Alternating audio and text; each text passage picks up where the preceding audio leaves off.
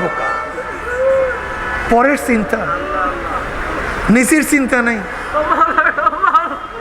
তুমি নিজে কুয়ার মধ্যে, তুমি আর একজনের কুয়া নিয়ে চিন্তা করো সে কুয়ার মধ্যে।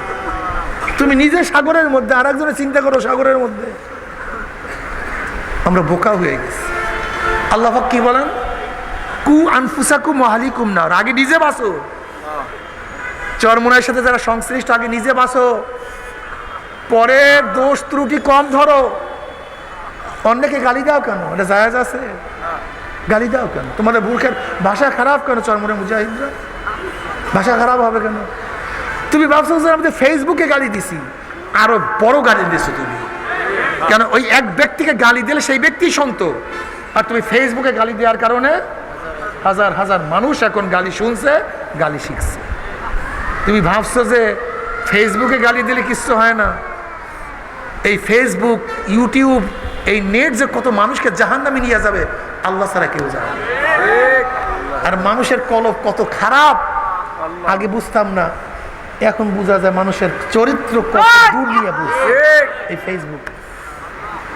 মিথ্যা অপবাদ, মিথ্যা তোহমাত, হিনু এমন কোনো তোহমাত নেই আগে পিছে কাটিয়া সাটিয়া, এগুলি জায়েজ, সম্পূর্ণ হারাম, কবিরা গুনাহ।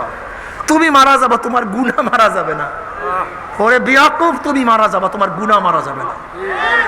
তুমি একজনের নামে যে গিবত ছড়াইছো ফেসবুকে, তুমি মরছো, কিন্তু তোমার ফেসবুক মরে নাই, তোমার নেট মরে নাই, তোমার নেট মরে নাই। জান্নাতে যাবা, জান্নাত।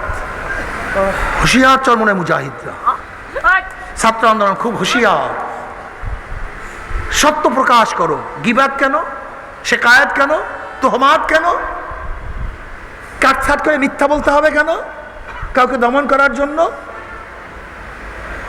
আমি চরমোনাইয়ের সাথে যারা সংশ্লিষ্ট, খবরদার এই কাট ছাট করিয়া কোনো অবস্থাতেই কারোর গিবাত, শিকায়াত, তোহমাত এটা দেয়া যাবে না, হারাম।